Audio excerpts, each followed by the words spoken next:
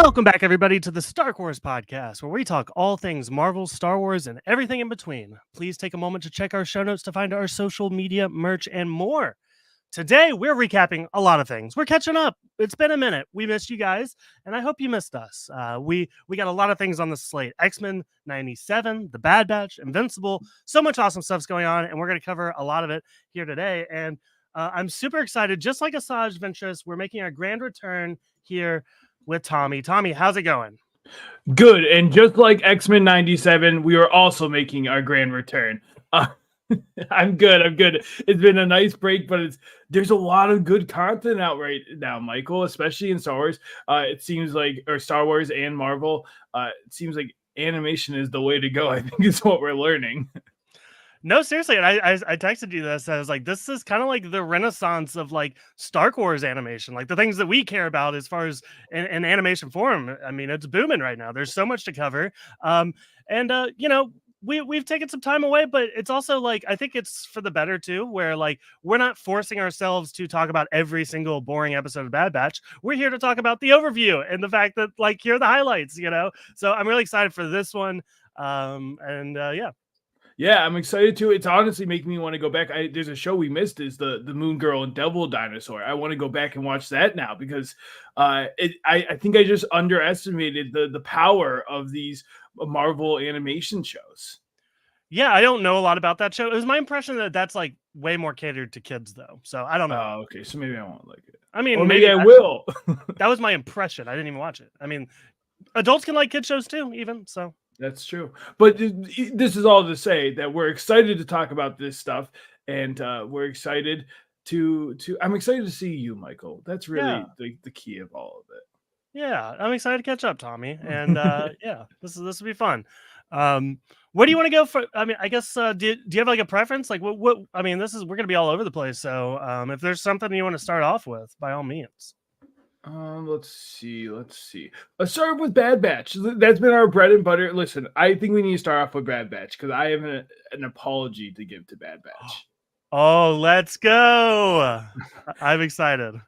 I wrote you off. This being said, your second season was pretty bad. And I think if you would have just taken the meat of the second season, put it into your third and first season, we just do 2 seasons, you would be one of the best shows. Because this third season has been great, Michael. I've been enjoying the ride because we're focused on a plot. We have a direct mission that we're trying to do, and it's all focused on Omega. I'm Team Omega now. I always was like, what's up with this? It's great. I love what they're doing with the concept. Obviously, it's giving us the information we need about Palpatine that we've been looking for, the information on the clones like Wolf coming up. I love what they're doing over there. Yeah, I think it's firing on all cylinders. Here's the thing. I'm going to make a comparison. This might be a deep plug for a lot of people, but Australian Survivor, right? They have more episodes than they do people on the show. So they often have to have episodes that just don't have anything to do with it. And I kind of get that vibe, even when Bad Batch is at its best, I kind of get the vibe that I'm like, I think you guys were like mandated too many episodes for the story you actually have. And like, there's still a couple episodes in here that I was like, not doing it.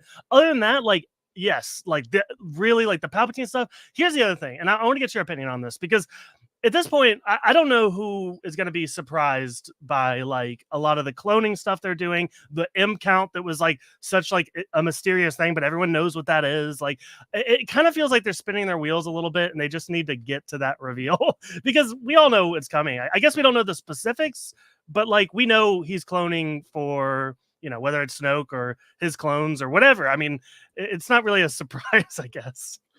And I feel like that's something Star Wars does struggle with at times with their TV shows is they have a concept that's really good, but they don't do the Netflix strategy of like, okay, maybe it's just 8 episodes. Maybe the series is just, and that's fine. We don't need to fill out the whole series.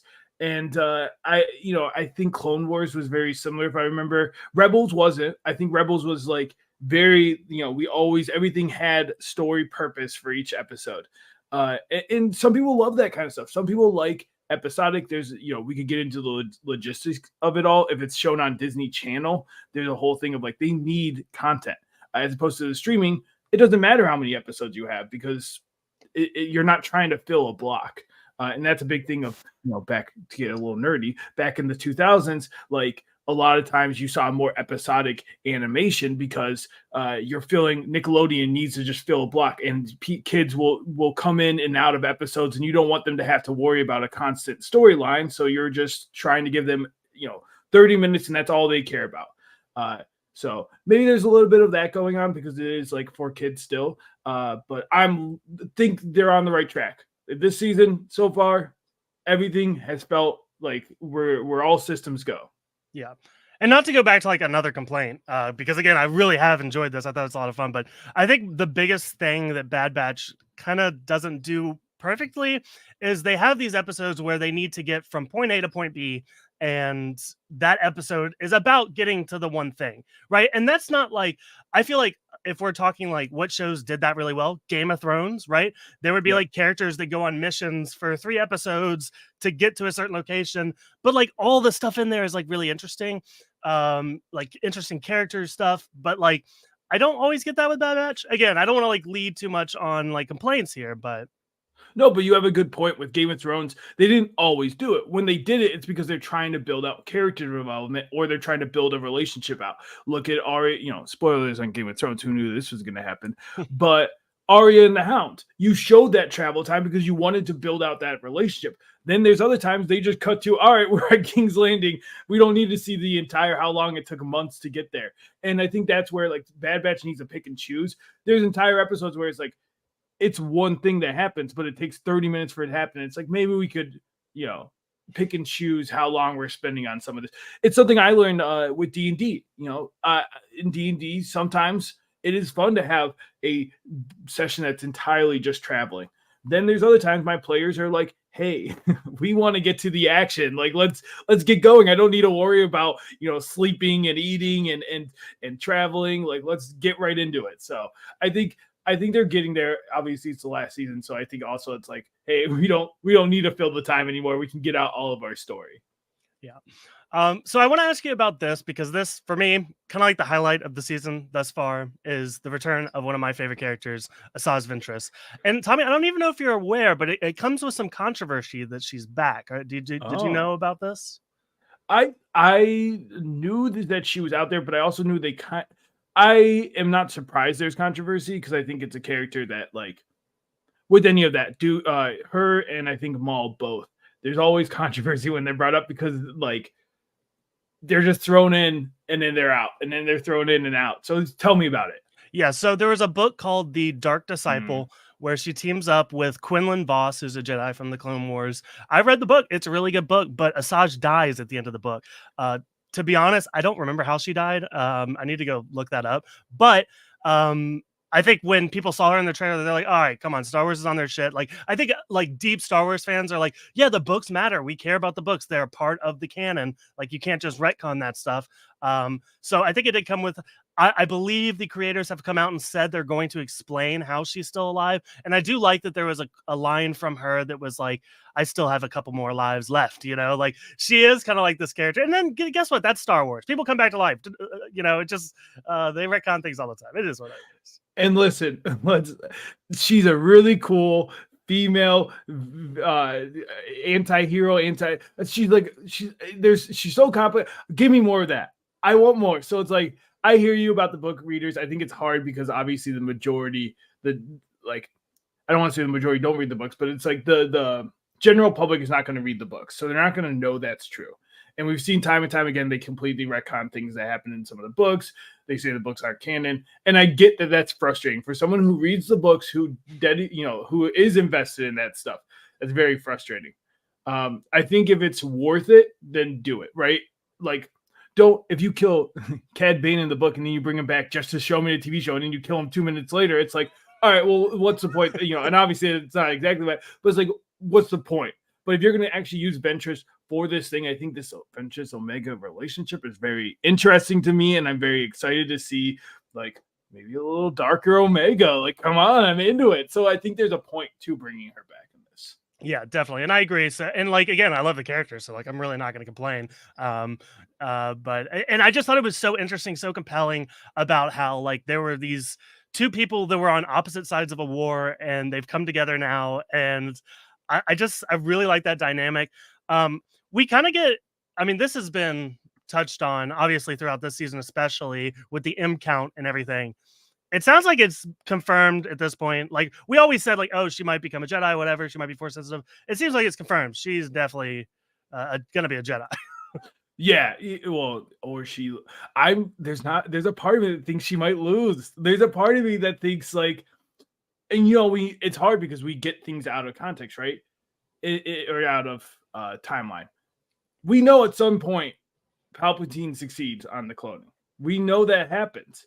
We don't know how, and it's like, okay, is the M count away, or do they give up on this solution? And I don't know, and that kind of excites me because of that. Because I would be very sad if at the end of this Omega, we want to see the Omega in the Bad Batch ride off into the sunset and live a great life. Are they gonna make it sad, Michael? That's the question. I actually have no faith. Like I think that makes sense, but I have no faith that that's gonna happen. I think I Omega know. is gonna be around for a long time. I don't know what that's gonna be my next question to you is where do we go after the season? But um, I just Dave Filoni does not get rid of his characters. I mean, this was a conversation back in the Clone when the Clone Wars was coming out and Ahsoka was introduced. Everyone was like, "Oh, well, Ahsoka has to die by the end of Clone Wars, or it won't make sense." But they found a way to explain it. And Yeah. Dave Filoni didn't want to kill Ahsoka, so he didn't, and he made sense. And I have a feeling that he'll do that again with Omega. Are we gonna get a Jedi school of Grogu, Omega? We get throw Ezra in there. We just get this like bring in every one of Dave's characters. He just can't let go of them. He reminds me of anime creators. They hate killing their darlings. I mean, I would be listen as goofy as that is. I would be into like Grogu hanging out with Omega. No, I mean, we definitely talked about this, especially around the time of Ahsoka, with just all of these different um, Jedi's out there, even from the video games as well. It's like there are Jedi's everywhere at this time, and like I think for a long time we're like, oh, it's just Luke, but no, there's an entire world, and I do wonder how they'll pull it all together. Um, it is interesting that this is the final season though, because I feel like there is still a lot of story to tell with these Yeah. characters, and how do you feel like they're going to wrap everything up really nice and a nice bow? Again, I just for me, the way this stuff goes, I'm like, okay, this is the Clone Wars, and we'll get a Rebels later. Is my like, are we going to get another show, another spinoff of this one where we kind of close out these stories and that one? No, I think they're gonna wrap it up because I think they heard the criticisms, and the problem is it just the concept was cool. It just I think people were.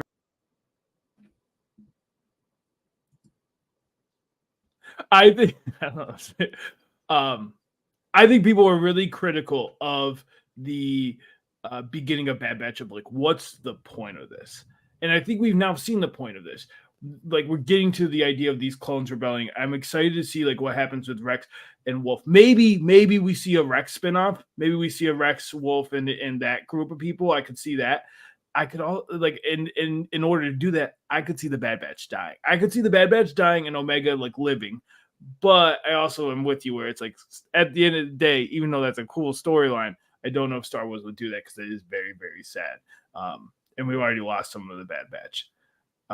That being said, I think it will wrap up nicely in the sense that I think we'll get a resolution with Omega. We'll be able to know what happens there. I think she gets reunited with her sister. I think those two link up at some point again, obviously, and going forward.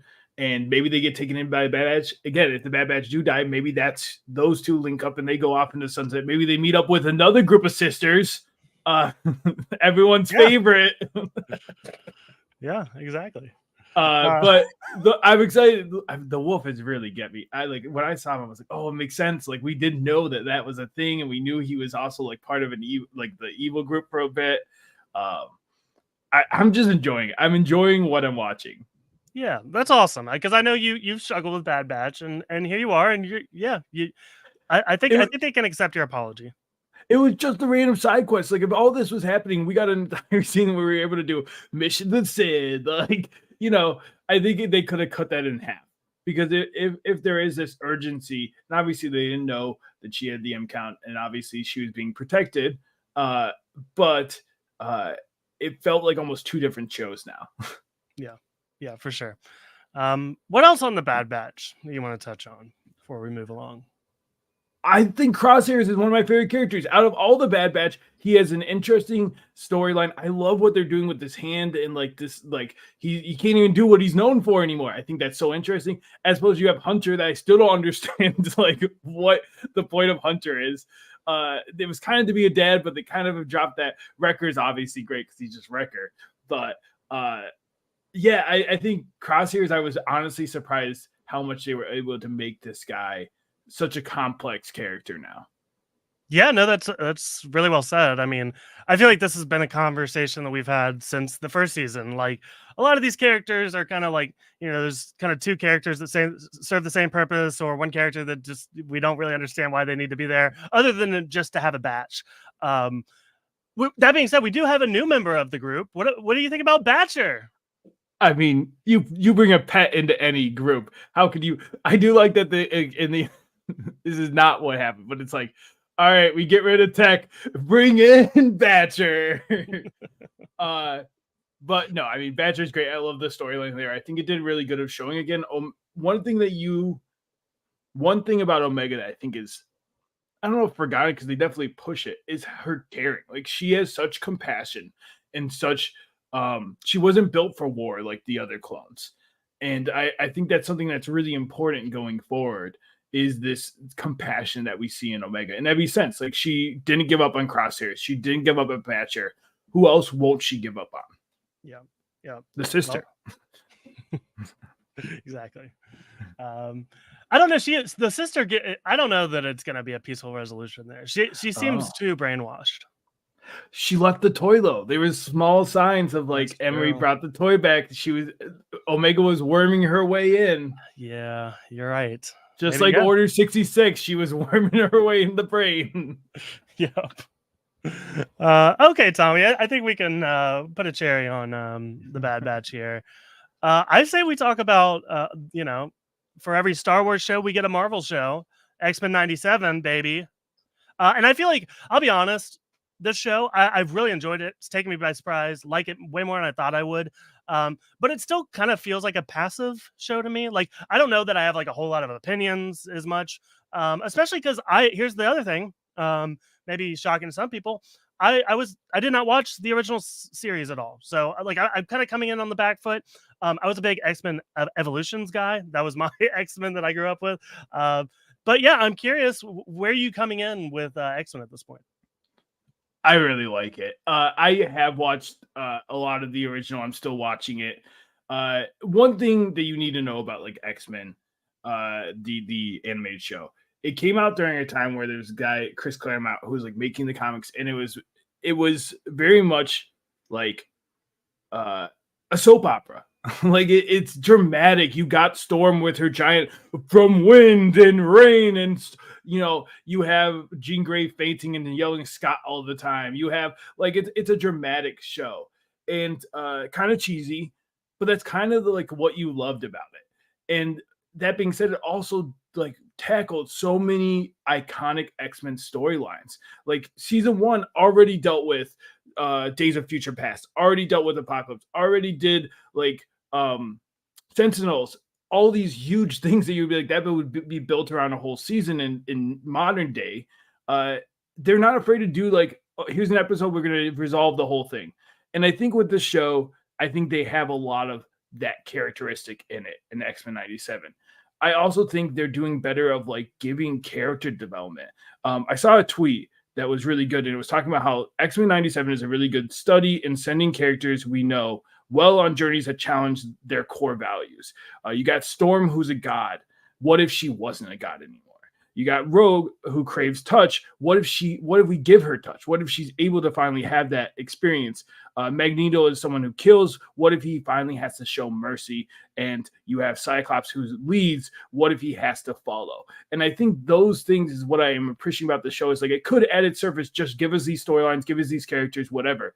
But it's putting them in uncomfortable positions that we now get to see them challenge what we know them for.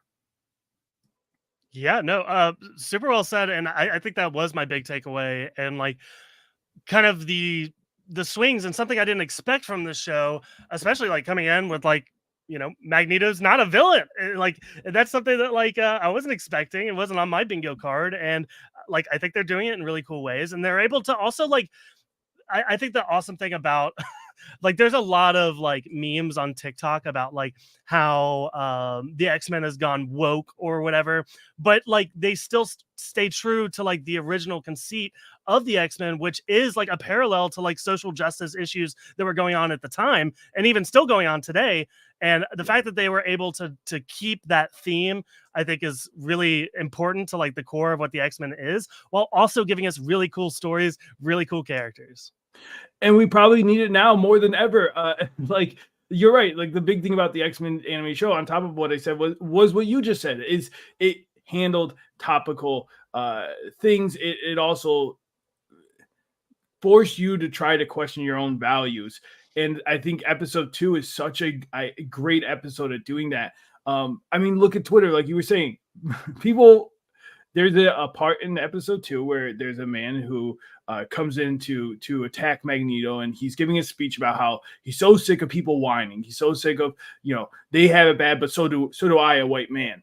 And Twitter, of course, was like, wait, this guy actually has points. And like, if that's how you feel, this is why you need to watch that show. Because it's like, if you believe that you're on the same points as minorities, as a white male, you're just not. They're starting so much, not to big, this is a woke podcast, but it is like you're starting so far back. Like it is so frustrating that people walked away from that episode being like, you know what, I agree with that guy. Yeah. This is not the point.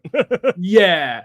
But I really like that episode of Magneto. First of all, the hair. Oh my gosh. I love his hair. Tommy, there is so much thirsting for this show. I mean, there's like, I'm seeing like, some like really interesting fan art of Gambit, with the crop top. Like, yeah. It's not a sexual show by any means, but the internet has made it so. I mean, did you watch episode 3 with Amanda and Pryor? They got a little steamy. Yeah, that's fair. Fire made flesh. Wowie.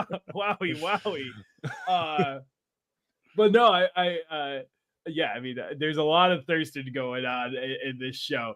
But Magneto's lines too, when he brings up the senators or the group and they go up into space, and you're like, oh shoot, what's he gonna do? And his, he's just spitting straight facts. That dialogue was so well done, and him being like, don't make me don't make me have to be evil again. Essentially, like he said it way better than I just did. But it was such a good line of like, you don't even give us a chance. We're just trying to live. We're not even trying to rule you now. Like I am trying to do what Charles Xavier, and we'll get into it all of like, do we believe Magneto? I don't know. I'm waiting for the shoe to drop, but he's selling me. He's selling me the Kool-Aid. Like I believe that he believes right now. He's giving it one last try to believe in Xavier's belief because he died. And this idea of like, we're not asking to rule you. We're just asking to have a seat at the table and and be equals. It's literally all we're asking for. Yeah, no, it would feel kind of cheap though for them to give us the hero Magneto only for him to regress again and be bad. Wouldn't you think? Or like, what's the more compelling story here? I think he will revert at some point. I don't think it will be like he planned it all along. I think his intentions here are genuine, and I think if it's evil mustache Magneto was tricking them, I would be mad. But if it's like, no, humans do eventually prove him right, and he just is like, all right, that's it. I throw in the towel. Like I can't keep doing this. Yeah. I think that will happen more, and I don't know if it's going to happen this season, but I think that would happen over him just like, I planned this all along. Man, that was kind of a gut punch when you said this season. I didn't even really consider that. Yeah, this very well could be a multi-season thing. It seemed like, maybe, I guess from my perspective, more so just like a love letter to the original show. But like to consider this actually being like a long living thing is exciting. Well, and rumors are, Michael, that this is not the last of them what's it called? Reviving. Yeah, there you go. Reviving 90s shows. I think so far the success of this show has made them start to look at some of their other properties during this time. Spider-Man and some, and we're getting the Spider-Man high school show, I believe. So I think Marvel's putting a lot of their money into the animation side of things, and I think from this show, I would say rightfully so right now. Yeah, absolutely, especially, compared to some of the clunkers we get in live action, for this to even just be like, "Oh, that's pretty good," like, that's awesome. That would be awesome for us to have that reaction over a Marvel thing. Um, I wanna dive into and we can come back if we jump around if we need to, but I gotta ask you about episode 3 because I gotta be honest, episode 3 was kind of like a whirlwind for me, like, it's a lot. Like, and here's the other thing I respect about it. Like, and again, it's my understanding that the original show was the same way. That like they don't like dumb things down. Like they give you like high concept sci-fi storytelling here, and like it kind of broke my brain when I found that there were two Jean Greys. And like everything from there, like it really it went off the rails, but like in a way that I respected. Yeah, and so this comes from the comic books where the writer, when Jean dies after Dark Phoenix, right? Like Jean's gone. And they wanted to give Cyclops like a happy ending. And so they wanted to write off where Cyclops goes back home to his hometown and he meets a girl that looks exactly like Jean Oh, Grey. Marvel loves to do Yeah. this, where they're like, "Well, that person's dead, but here's like the same thing."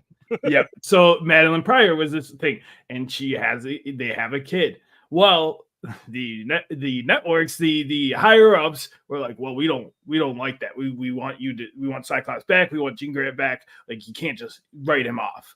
And so they created this plot line of no, it's actually a Jean clone. It's all this stuff, and but what they did with it was obviously it was to fix what they saw as a mistake.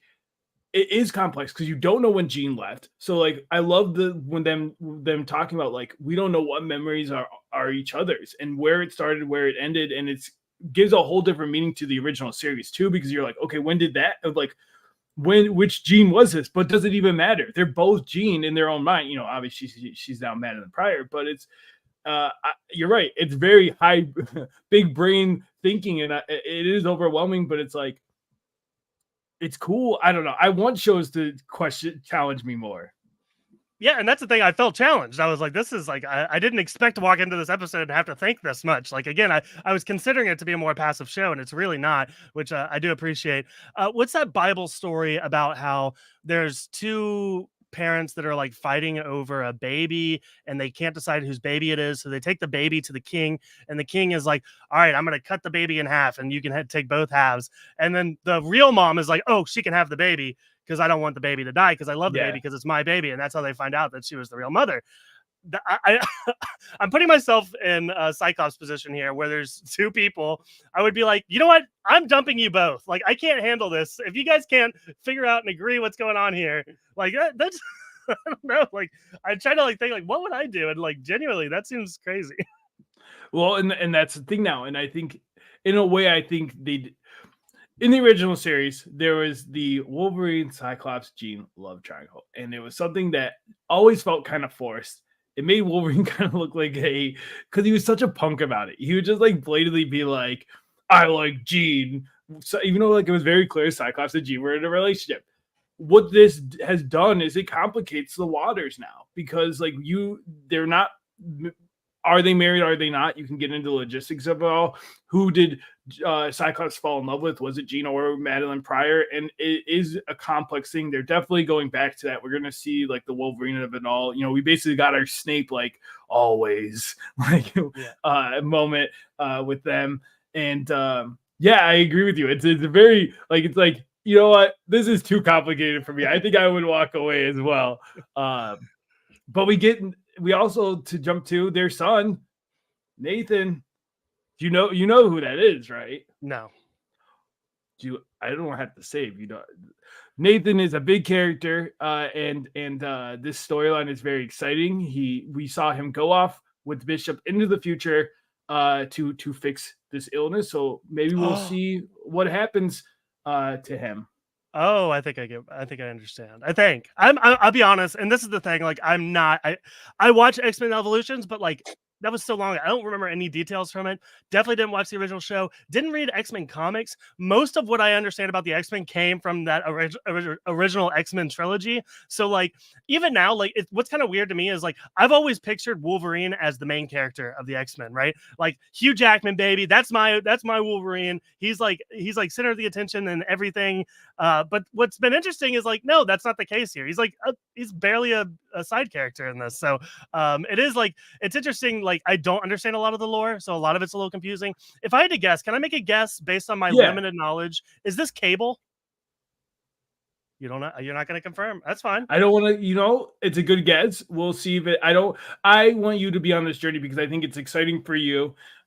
Because like these are straight out of the comic books. And I think that's another thing people are loving is like the main stream audience loves the X-Men trilogy. I think a lot of main X-Men comic book people were like, you're ruining this. Like you're missing the point of the X-Men. You're making Wolverine the big star because Wolverine was marketable. People loved Wolverine from the animated show, and so Wolverine was more money. I mean, it's the same as like when we talk about Iron Man. Like Iron Man was not like that popular as a comic book character, but in the mainstream movies, everyone loves Iron. He's now probably the most popular superhero up there, at least. Yeah, that's crazy. Because like when I was growing up before Iron Man, it was like Superman was like he was the superhero, right? And then I think the superhero now is Iron Man. So yeah, and I think with that is like there is a lot going on. I don't think you need to watch the original series to watch this. There's obviously, I think it helps like in episode 3 you get Mr. Sinister and you get also the complicated relationship with Morph in that. You don't really know what's happening. It's very much dealt with in the original series. That's calling back to like all that of like Morph died, Mr. Sinister brought him back to be evil and to infiltrate the X-Men, and he kind of had this like dual personality of like I know what I was and I also know what he's now putting in that the X-Men are evil, and it's this complicated thing that he's you can clearly see there's a lot of trauma and PTSD there of what he experienced. Yeah, sorry, I'm getting this completely wrong, and this is my fault. Morph is they, and I need to be better about that. Yeah, no, that's great. I think and maybe that's why maybe I felt like it felt like a whirlwind to me. I mean, I would say mostly I haven't noticed. My cat just tried to pull my microphone down. We'll keep that in. That just threw me off. What was I saying?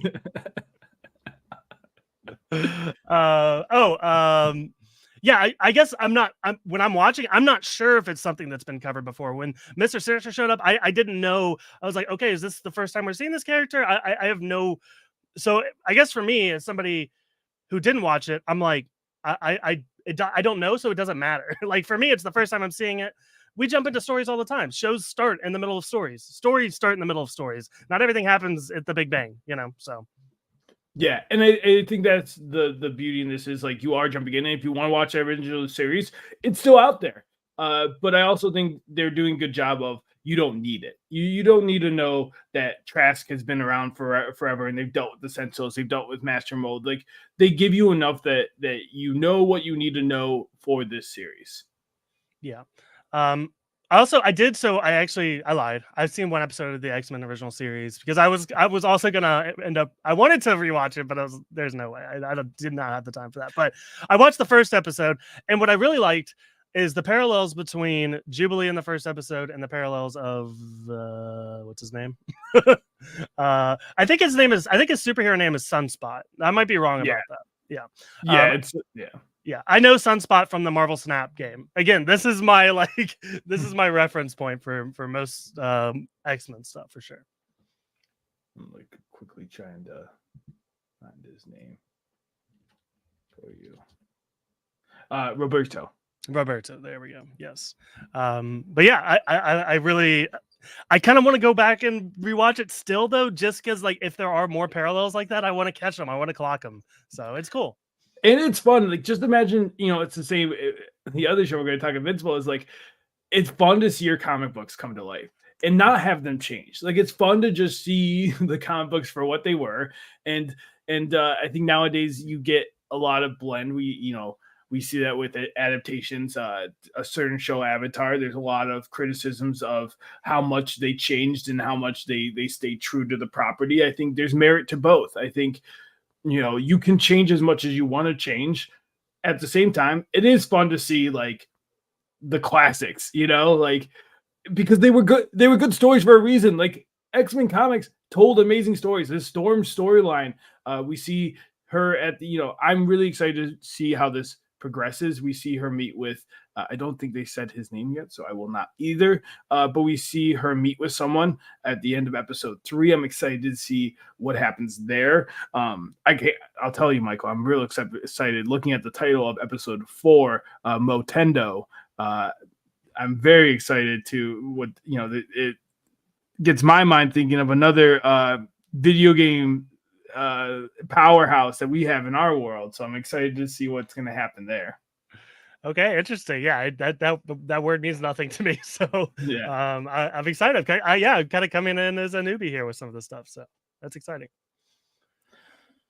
Any Anything else other on? thing? Yeah. Yes. Anything else on that you want to wrap up with here? I'm trying to think. I think that's about it for me.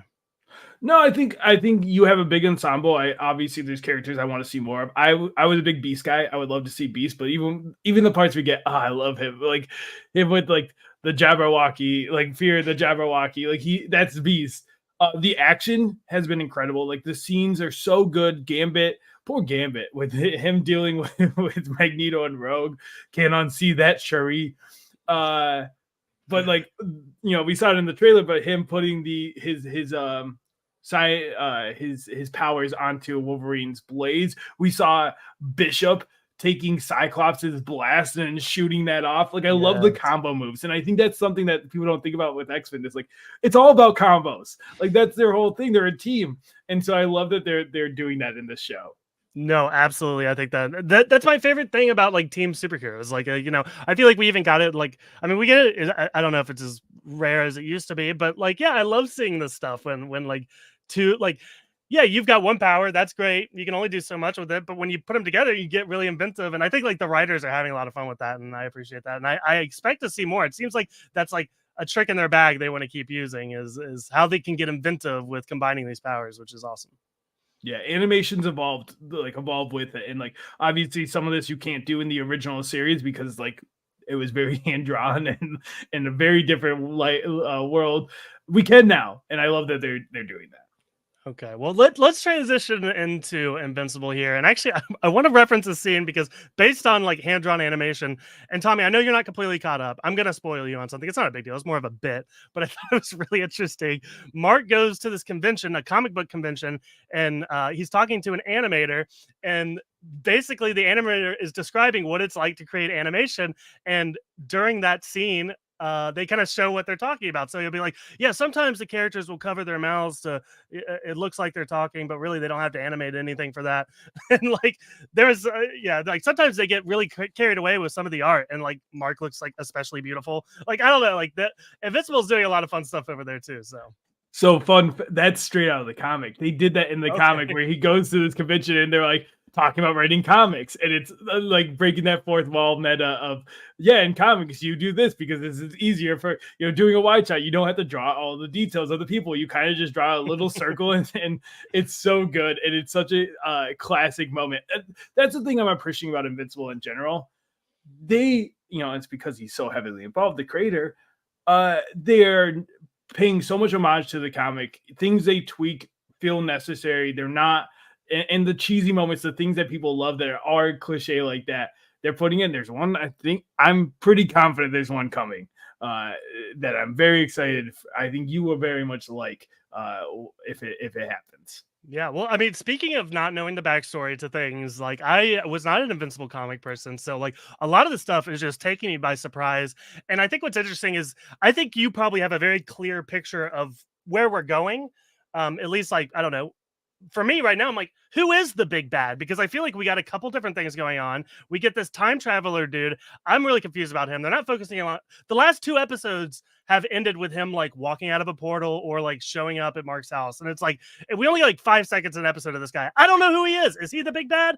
I don't know, but yeah.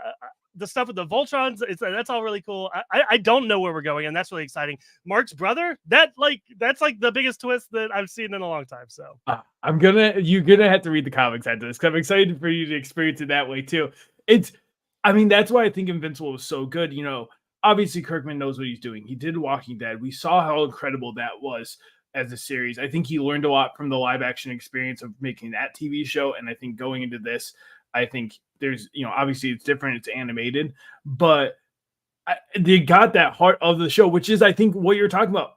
Mark never sleeps. Like, it always was go. And it wasn't like, I think sometimes in comic books, we get into the tradition of like, or not even comic books, TV shows. It's like one season, there's one bad guy, and there's what we're all building to this one bad guy. That's not how Invincible was. It was like random issues would be like, all right, we're going back to this plot. And then that plot would die for a little bit. So you were always kind of on edge because, yeah, I think what you're talking about with Ingstrom is that he was introduced early on in this season. And then he just disappears, and you know he's out there, and it's terrifying because you know he's out there, and we can't worry about it because there's other problems, there's other fires constantly being put in his way. Mark gets called away by his dad, stupid dad, and then like so much going on. And then yeah, I think the drop of his brother is such a big moment. That in the comics, I was like, what are we doing here?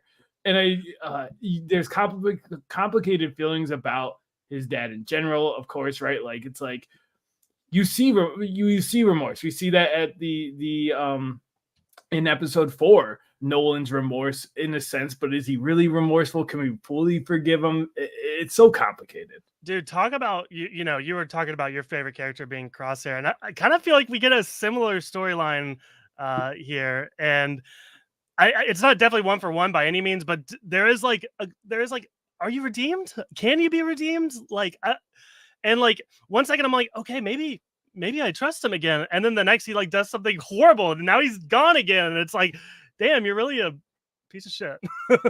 Yeah, I mean the Viltrumites are made to conquer. The Viltrumites, and I think there was that interesting line where he was like, they made me an emperor, and it's like, what's the difference? Like, what's the difference at a certain point? You're still taking over the planet, but we'll meet a lot more of the Viltrumites. There's some I'm very excited to meet. There's some iconic stuff coming up. And I'm excited to hear your journey on it. And this may be something we have to cover more as it keeps going because it was such a big part. This was to give a little backstory. This comic was like one of my first, like, I've read comics my whole life, and like there's certain comics like that mean a lot. Like I've talked about Civil War means a lot to me because that was the first arc I read like from start to finish.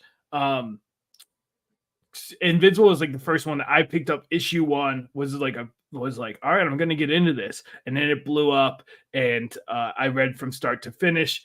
And it was one of those series for me. I have a lot of the first editions of those, and it's meant a lot to me to see that journey. And it was like the boys before the boys. I was like on this horse. I'm like, this is what you need to do, is like make realistic superheroes, like deal with the repercussions, deal with you destroy an entire city block. Well, that matters.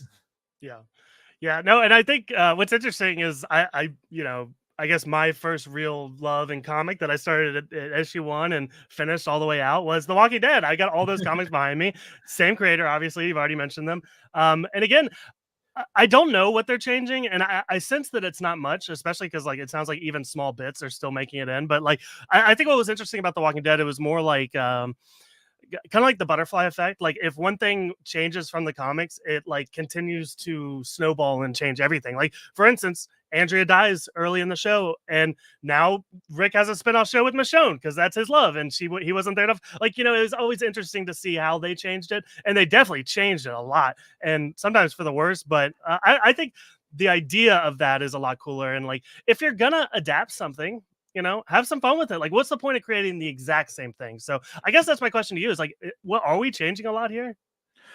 From, you know, and it has been a minute since I read the comics, but from what I know, we're at least hitting all the beats. There hasn't been huge change. I think the biggest that I've noticed is I believe Rex dies a lot sooner, and is still out there. So I think he's going to be around. I don't think he's going to die this time. It would be my thought.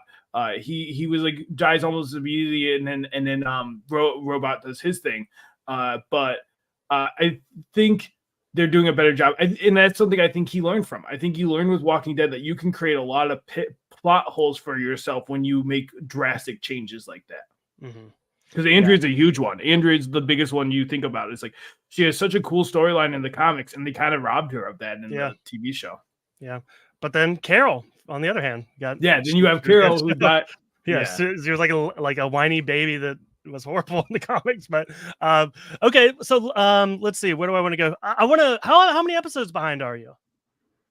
I am like 2 episodes behind. Okay, because there have been some things that have happened that you've referenced already that I'm like for instance, we met what I assumed to be a pretty big Viltrumite. This woman with short black hair. I don't remember her name, but she kicks the crap out of Mark. Yes, Anissa. I know bits because I've looked ahead because I need to know things. But if I got anything wrong, please let me know. You're But good so far. yes, Anissa is one of the Viltrumites. And she there will be things with Anissa. I obviously have my feelings about her, but I think the Viltrumites are such a complex character. I mean, what's so interesting about them is it's basically you take Krypton, and it's an evil planet. That's essentially what the concept is. You take a powerful superhero world, and instead of them being good, they're now all nefarious, or not even nefarious. They believe that they should control all. It's kind of like, getting to anime, Dragon Ball Z. You have the Saiyans are very much like that kind of group. Yeah, it is interesting how they kind of twist that like classic Superman story where like yeah, and that's the other thing. It kind of combines like our idea of what aliens were, like alien invasion movies. Like this is way more along the lines of that than it is superhero, like a Superman story. So that's interesting. Yeah, no, it's I think Kirkman read comics. He was obviously a fan of comics himself, and I think he looked at it and was like, "What if I just like create a more realistic comic? Take some of the things I love." There's obviously comparisons. In the first season we get introduced to the Justice League. Like he clearly is taking these concepts and turning them on their heads, and I think that's part of it. Is he wants to catch you off guard constantly because he wants you to expect the thing you've been trained to expect in comic books. Yeah. I want to ask you about this little side plot we got going on here. There's this whole thing with Cecil being like reanimated, and apparently he is. Donald. Oh yeah, sorry, yeah, Donald. And then yeah, that's a whole storyline that I'm like, where are we going with this? Like, it's good, it's interesting. I feel like, yeah, Donald, like, I was not invested in that character until recently. It's giving me a reason to care about him, but again, I'm just like, what is this? Why is Donald such a big character right now? Yeah, and again, forgive me, comic book readers, if I'm misremembering things. It's been a bit, and it's a lot of series. I don't believe this was like a huge plot. It definitely was a thing. Like you definitely learned that like maybe there's something off with Donald. Maybe he has like in Marvel there's the robot versions like that Nick Fury uses. It kind of is that vibe to it. But I like that we're kind of pursuing that. I like that we're dealing with that a lot more. I think that's the thing that the show gets the possibility to do is like there's things that were in the background of the comics or things that got some time but not enough. I think Debbie's another one that Debbie and how she's doing it was definitely in there. I don't want to discourage that, but I think Donald's another one where we see him grapple with like, am I alive? Like what is happening here? Yeah, no, it's and again, I don't mean that to be a criticism by any means, but like because I do especially like how like I might feel like one story is completely separate, but then they collide in a way that I didn't expect, and that's exciting in and of itself. With again, like our two big like villain entities, like when he shows up at the end of the most recent episode, I'm like, wow, this is. It is interesting because it's like this is kind of like a college kid. You're like, oh shit, like my car broke down, but also my girlfriend broke up with me. And it's like two horrible things can be happening at once. And I think it adds to like it's a weird I guess parallel to everyday life. Well, and I think that's something that, yeah, I think this show really deals with. You have to make split second decisions. Like you have to constantly. Mark is someone that's like he's trying to do what's right, but what's right? Like he's just a human. You're gonna make mistakes, and I think we'll see that. Sometimes he will make mistakes. Sometimes he will make the wrong call. And like, does that make him a bad person? We expect these superheroes, and I like that this series, and it's something that even X-Men dealt with sometimes. It's like they are at the end of the day just people, and they're just trying to make choices just like you are. Just because they have this power, um, should they be held accountable just because their mistakes are more damaging than if I, forget to leave the water on and my water bill is high. Like, oops, that's a mistake, but it doesn't like murder a bunch of people. Yeah. Speaking of which, Mark kind of pissed me off in this last episode. Uh, he's real emotional. I think, like, or he's very grounded in his morals, almost to a very big fault, right?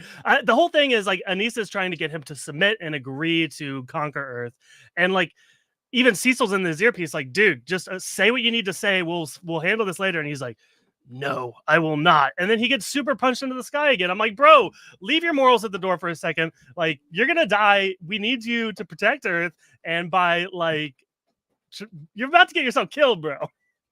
Yeah, and I think that's the thing with Mark. He is stubborn. At the end of the day, he is half Viltrumite and he's half humans who are also very stubborn. Like, he probably doesn't have the best qualities. I also think his experience with his dad really affected him. I think he has a hard time in his mind. The Viltrumites are his dad, and I think he has a hard time getting past that. I don't think it's right by any means, but I think we also have to remember, like, he's what, like maybe 19, like, he's not that old, and but I agree with you. It's like, dude, just say what. And I think that's the thing with Cecil is like Cecil knows how to play the game. He's the little finger. Like, he is your. He may not have the powers of superheroes, but you better believe he has made plan A through Z of what to do if things go wrong. Especially with what happened with Nolan. Yeah, and sorry to keep harping on like all the episodes you haven't seen, but like again, we see a lot of that. Dude, this dude is prepared. When something goes down, he's got ideas. He's ready to do something. So I think Cecil's great. I really have enjoyed him. Another, I guess, kind of like the final big storyline to touch on, and this is something that like this season has really become a bit of a love story between him and Amber, and like the major pitfalls of relationships, and like sacrificing love for what you feel is right. And I feel like they've tackled this really, really well. And yeah, I think it like season one, there was kind of like maybe a bit of a will they won't they thing, and I was like, oh, it's just Amber, like she's not that important. But like we're really seeing humanity through Amber's eyes, and not just like how humans feel about the things going on, but also how Mark feels about humans. And like it does show like why he's so morally grounded, right? Like it's not just important for him to save humanity, it's important for him to just save his girlfriend. Yeah, I think Amber and his mom is a good example of that too. Of like, what happens if you do connect? And I think we see that with Nolan too, a little bit of like, there's a reason Nolan stopped. He did care for Mark, and Ken Viltrumites care. It's the whole thing. But I also think Mark has the benefit of he is half human, and that matters to him. It is the thing with Amber that they did well in this series is I think I think in the comic it's a lot more like they break up pretty quickly, but I think this felt earned. Like, they tried, they gave it the good old college try. And it's like sometimes trying, and I think that's the thing in relationships you have to realize is sometimes everything can be like you could love each other and it's still not enough. And I think that's like with Amber and Mark, it's like it is a very hard thing to ask Amber to to go through this and be so flexible, so accommodating 24/7. I don't know if I could do it. Like, that would be really annoying. But it's also like, what are you supposed to say? Sorry, Mark, don't go off and save the world. Like, like it's a really hard choice. Yeah, for sure. Yeah. So no, I just kind of put a pin on it. Like I really, really love Invincible. This is definitely, as much as I love Bad Batch and X-Men's been great, like this truly is like maybe my favorite show currently on television. I mean, I really love Invincible. There's not a bad episode. I think that's the thing. I think they're long, but I think Yeah. it's needed. There's one thing I want to talk about: the lizard fights. I like, people saying that Ant-Man should have got eaten by Thanos. Look at what happens to Ray in that scene. That was incredible. Such a good fight scene. Yeah, no, that was the other thing I wanted to touch on just real quick, because you mentioned Rexplode dies. He almost dies in the most recent Yeah. episode.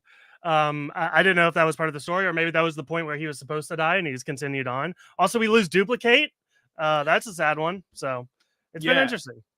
I'm interested to see what happens with all that because I think like this show, I think you lose Ray too in that, and it's like who's to say what happens and does it?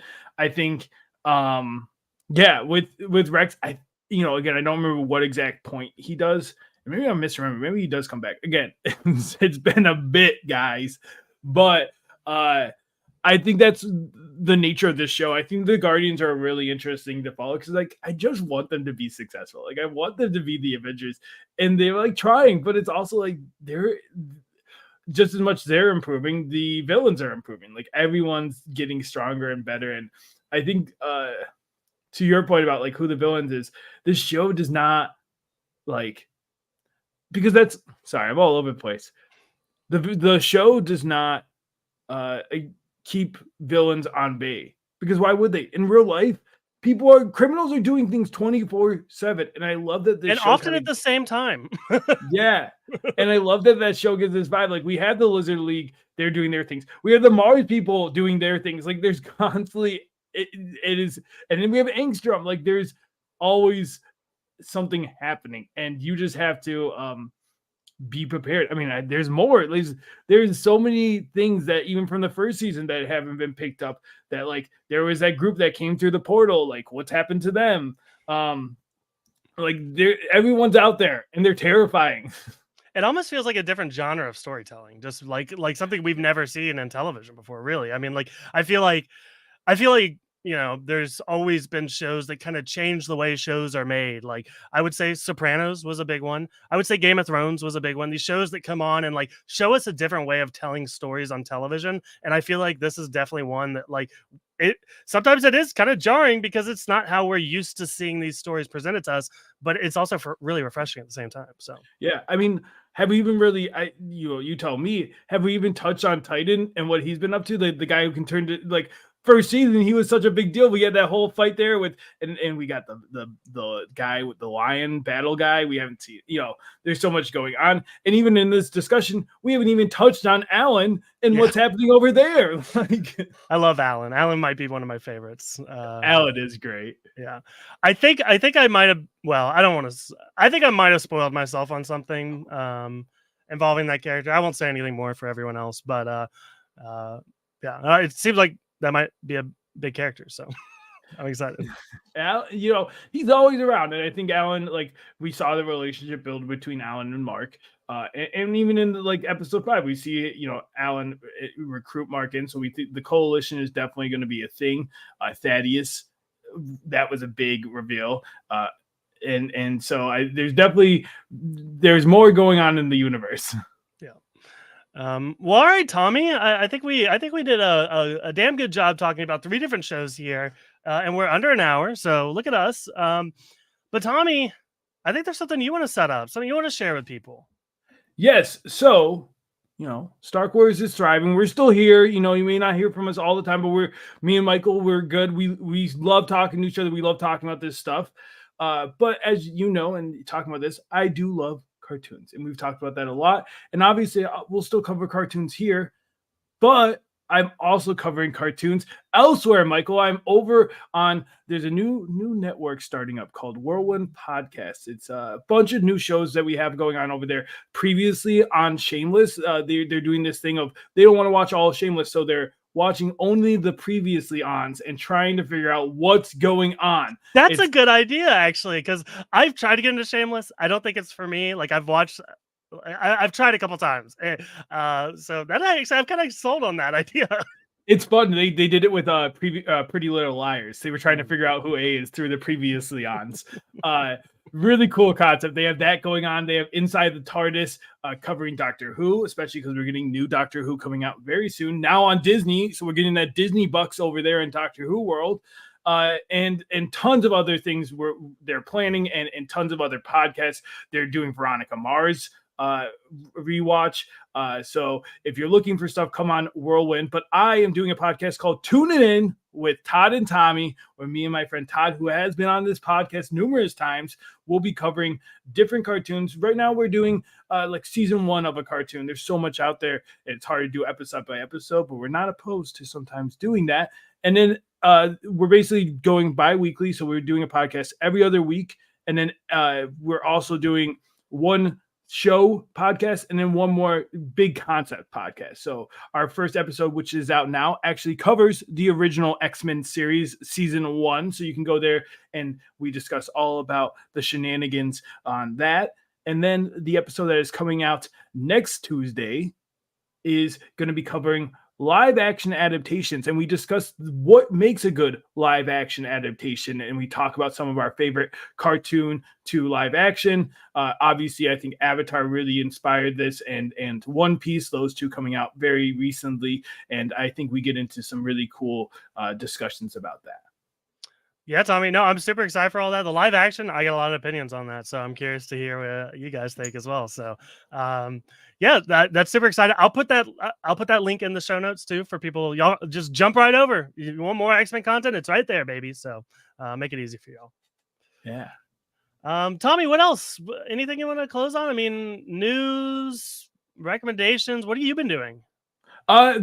Living. I've been I guess you just living, told me what you were doing. planning a wedding. Yeah, planning a wedding, doing this podcast, running DD. There's good TV out there. I do, I mentioned Avatar. I like, spoilers for the podcast. I like the Avatar adaptation. I think if you want the original, go watch the original. I think what they're doing was perfectly fine. I think it, would I watch it again over the original? Probably not, but I still enjoyed the ride.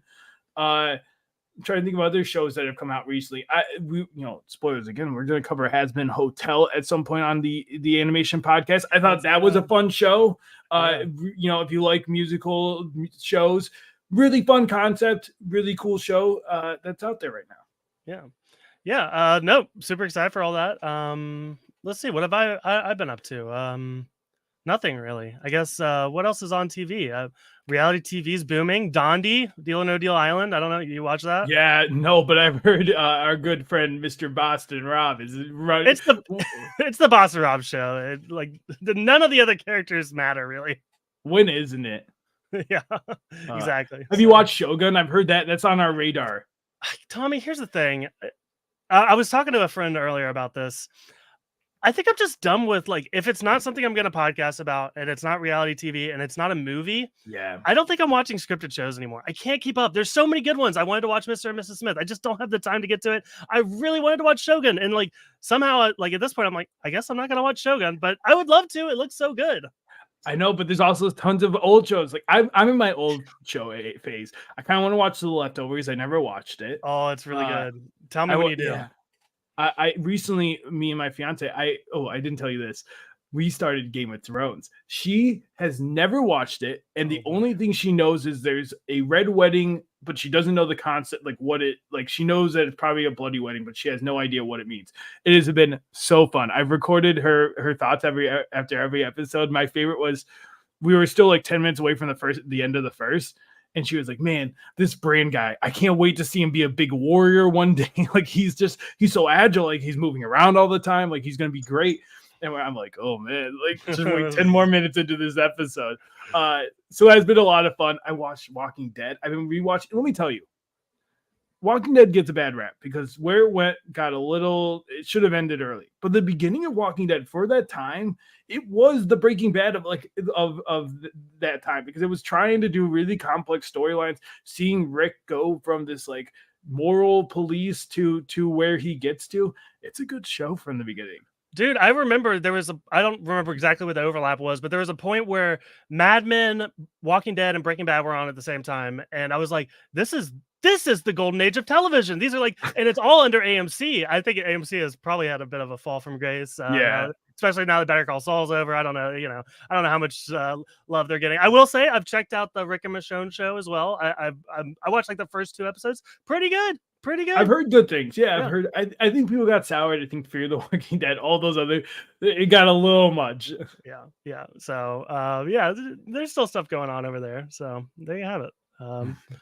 Okay, Tommy. Well, I will close this out here. I like to remind everybody to rate and review this on iTunes and Spotify, preferably 5 stars. Also, please subscribe because we're going to be here every single week. Follow us on Instagram and Twitter at Star Wars Pod, and we also have a Discord community going on. If you want to, if you're missing Star Wars, we're still over on the Discord. Come at us, come talk to us. There's still people chatting in there. So, we may not have a weekly podcast, but we'll definitely be a part of your lives still. Oh, I remember there was one more thing I wanted to say. There is a number one, you have to record the reaction of the Red Wedding when it happens. Yes, of course.